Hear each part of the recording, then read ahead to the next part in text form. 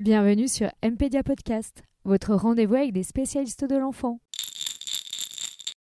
Bonjour, pour cette première série de podcasts Mpédia, nous avons décidé de nous intéresser aux premières fois de bébé, première nuit, première tétée, premier lien, première cuillerée.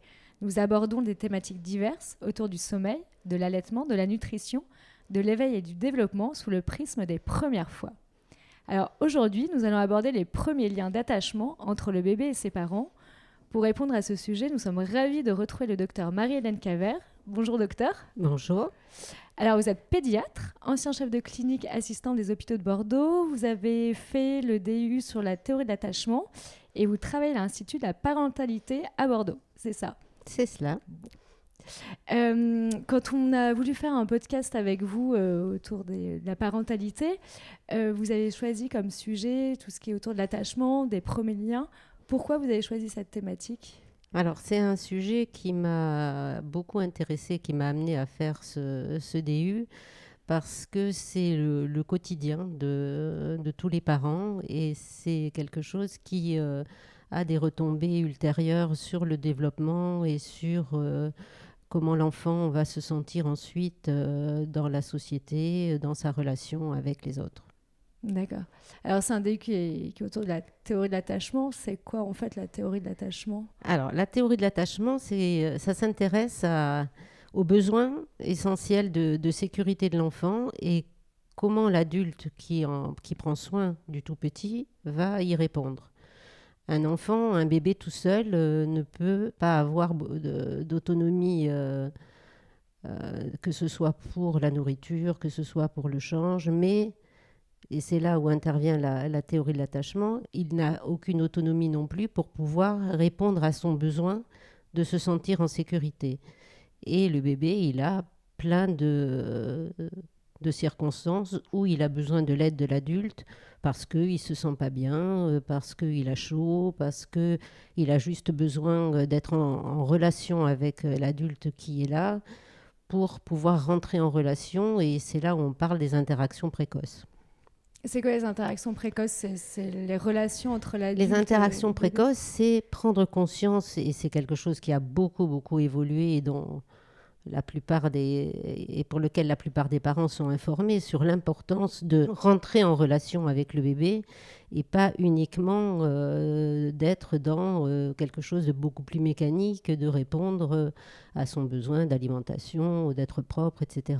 Donc rentrer en relation, ça veut dire quoi ? Ça veut dire le regarder, Ça lui veut sourire, dire lui babiller. lui parler beaucoup, répondre à ses pleurs pour pouvoir le sécuriser. Donc en fait, vous avez dit au début que c'est vraiment tout petit que commençaient à se créer ces premières interactions.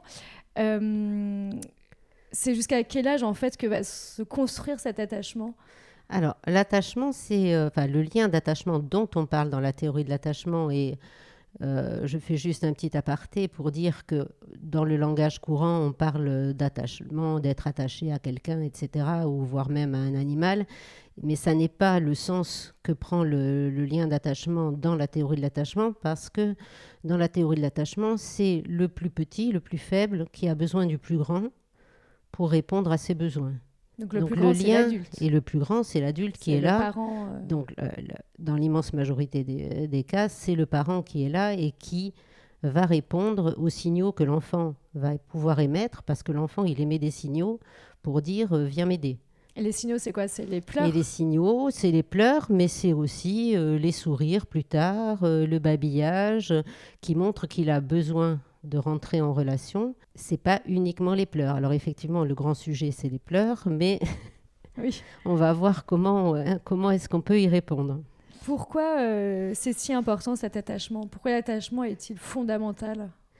Parce que dans ce lien qui va se créer au fil d'interactions répétées, c'est pas quelque chose qui se construit en quelques jours, quelques semaines ou quelques mois. C'est un petit peu plus long. Ce sont la répétition des interactions avec l'adulte qui va construire et colorer ce lien d'attachement. C'est-à-dire que, en fonction de la réponse du parent, si le parent répond de façon continue, prévisible, le plus souvent, parce que là encore, on n'est pas toujours exceptionnellement On ne répond pas toujours de façon optimale tout le temps, parce qu'on a aussi nos propres difficultés.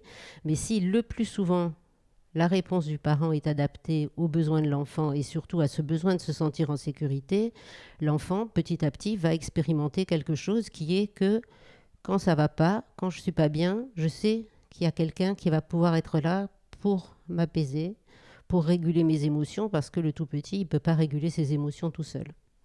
Alors, vous avez commencé à parler de pleurs tout à l'heure, là de réponse adaptée. Est-ce qu'une réponse adaptée, c'est une réponse immédiate? C'est-à-dire, est-ce que dès que le bébé pleure, il faut se précipiter ou pas pour répondre à ses besoins?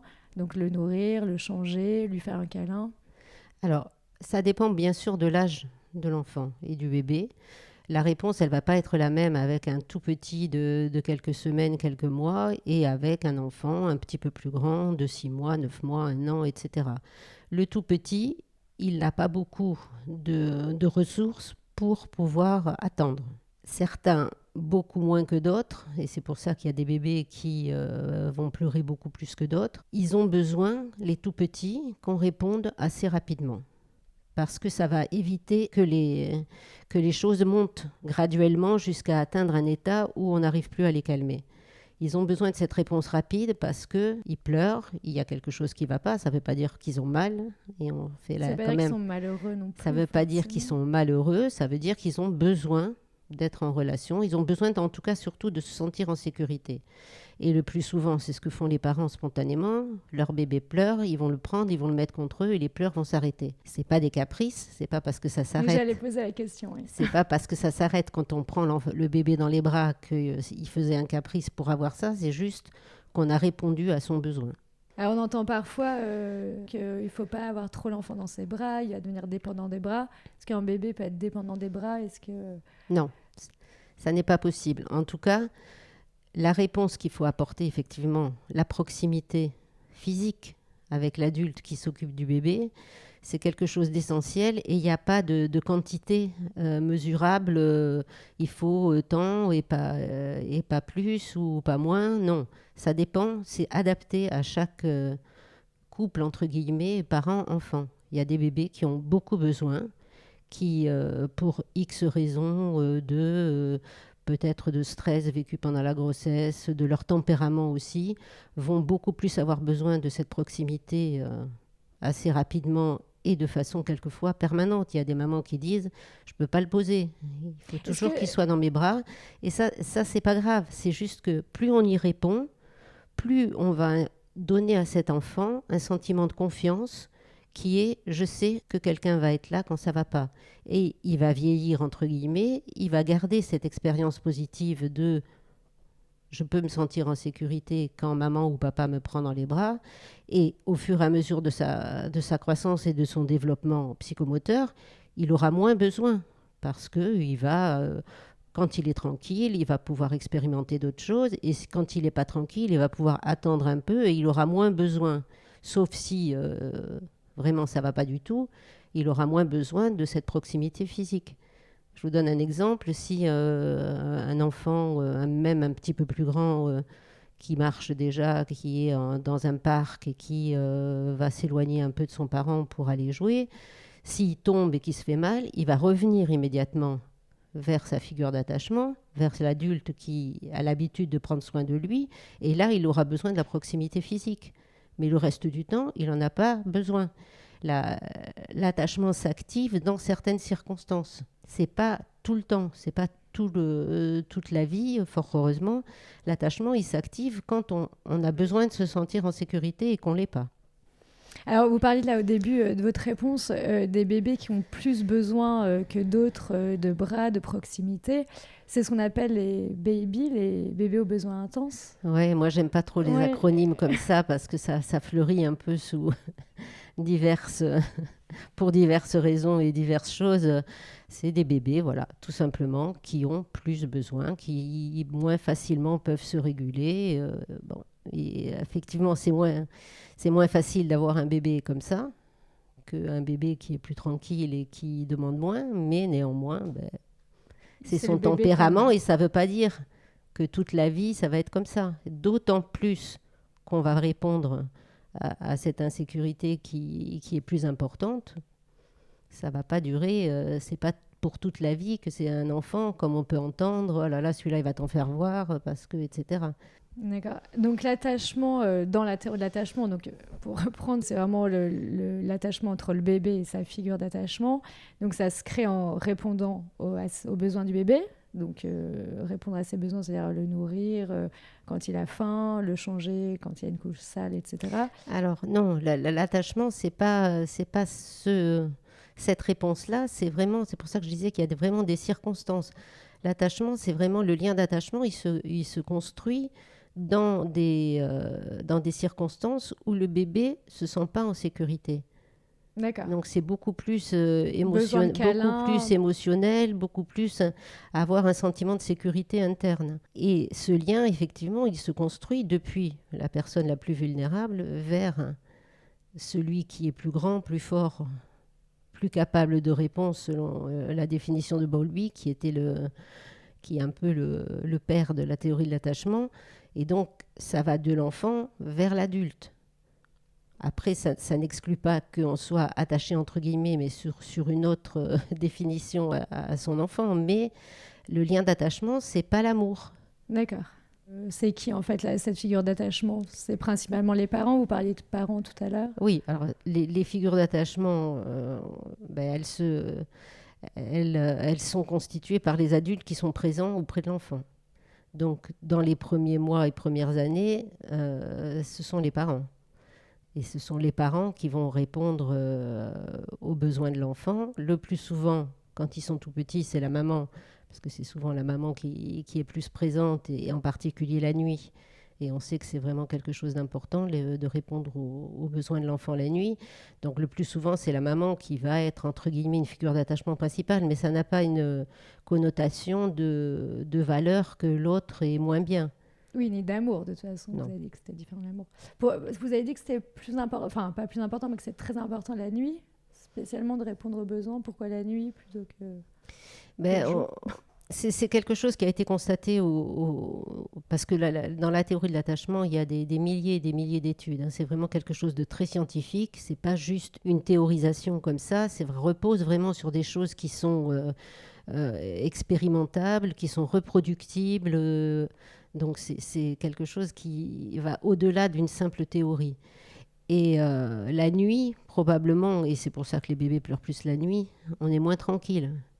Même nous, en tant qu'adultes, quand on a quelque chose qui nous préoccupe, on est moins tranquille la nuit. Donc le fait de pouvoir être sécurisé la nuit, c'est vraiment là, probablement, ou au tout début en tout cas, parce que c'est pas après, il y a d'autres choses qui vont se construire, mais au tout début, ça prend vraiment une importance particulière. D'accord. Est-ce que il y a des choses qui peuvent altérer, alors je ne sais pas si c'est le bon mot, mais mettre à mal ce lien, cet attachement? Si par exemple, là, vous disiez que c'était souvent la mère qui était la figure d'attachement principale, mais en cas, je ne sais pas, de baby blues, de dépression postpartum, de mamans qui sont un peu dépassées par les cris de son bébé, par exemple, qu'est-ce qui se passe dans ces cas-là? Alors oui, merci de poser cette question, parce que ça, c'est vraiment quelque chose sur lequel il faut insister, même au-delà de cette conception de théorie de l'attachement. Ce qui est important, c'est la capacité de l'adulte à répondre aux besoins de son enfant.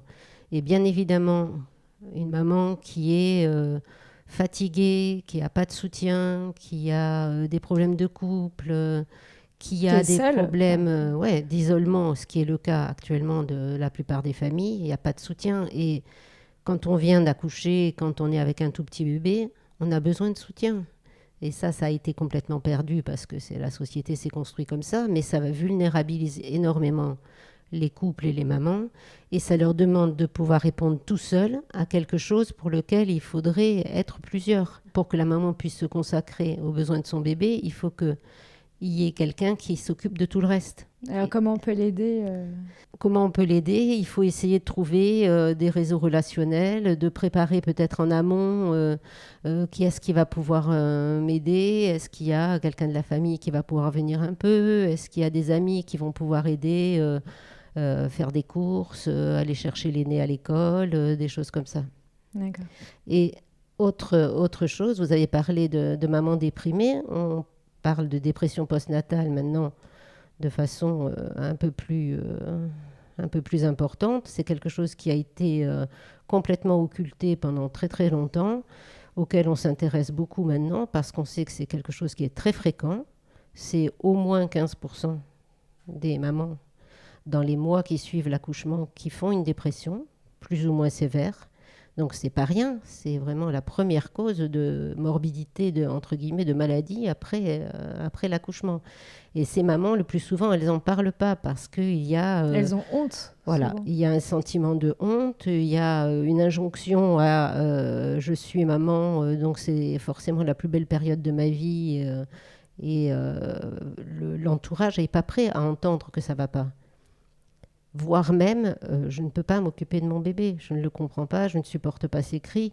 Et pourtant, c'est important de faire en amont cette information pour dire effectivement peut-être que ça va vous arriver. Et si ça vous arrive, c'est normal, ça arrive à plein de gens. Et il faut pouvoir demander de l'aide. Vous en parlez à votre sage-femme, à votre médecin, pour pouvoir avoir des conseils et éventuellement une prise en charge. Parce que bien évidemment, cette maman qui est déprimée et qui elle-même est en grande difficulté, elle n'est pas en situation de pouvoir répondre aux besoins de son bébé. Est-ce que, alors je sais pas, mais est-ce qu'il y a un lien entre des parents qui auraient été insécures, petits, et qui ont plus de difficultés à répondre aux besoins du bébé ou... Alors, la sécurité ou l'insécurité du lien d'attachement, c'est pas sur ce mode-là. C'est juste une histoire de qualité, entre guillemets, de coloration de ce qui s'est construit. Si j'ai expérimenté depuis tout petit que quand je vais pas bien, il y a quelqu'un qui est là, le plus souvent qui répond au départ rapidement et puis ensuite de façon adaptée et cohérente, je vais me sentir plutôt avec une bonne confiance en moi parce que je sais que voilà, je vaux le coup, qu'on y réponde et puis j'ai plutôt confiance dans les autres et ça, on dit, voilà, on a un lien plutôt sécure. Mais ça n'est pas parce que le lien serait moins sécure que forcément c'est la catastrophe. On sait dans les études qu'il y a au moins 40%, même un peu plus de liens qui se créent qui sont insécures entre guillemets.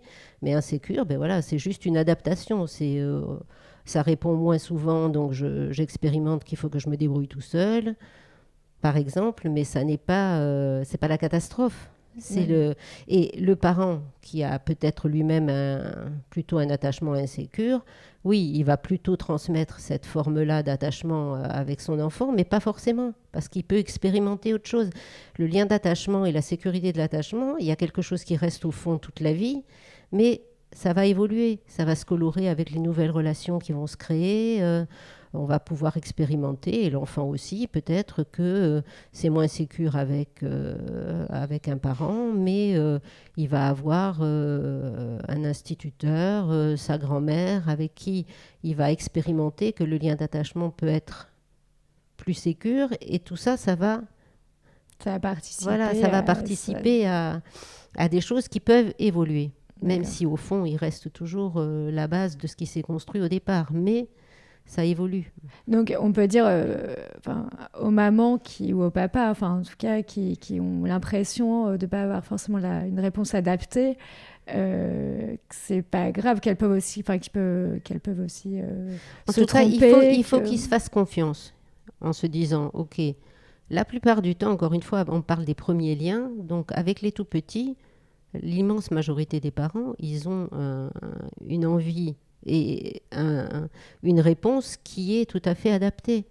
Parce que mon bébé pleure, j'ai envie de le prendre et le prendre même si on ne sait pas de le forcément prendre pourquoi il moi. pleure, est-ce que c'est même pas la bien. question. Ouais. Donc il faut se faire confiance. Il faut se faire confiance, ne pas écouter les divers avis qui vont contre ce qu'on ressent soi-même. Vous avez dit à un moment donné que quand on parlait de dépression postnatale, que c'est important en amont d'avoir connaissance de sa dépression, que ça pouvait arriver, parce que si jamais ça arrive, voilà, on ose en plus en parler. Est-ce qu'il y a d'autres choses, comment on peut se préparer finalement à devenir parent, et est-ce qu'on peut se préparer à être parent et puis Alors, on ne peut jamais se préparer complètement parce qu'on a toujours beaucoup de surprises, mais on peut s'informer effectivement en amont. Après, il faut prendre garde un peu à trop d'injonctions, trop d'informations, parce que c'est pas possible.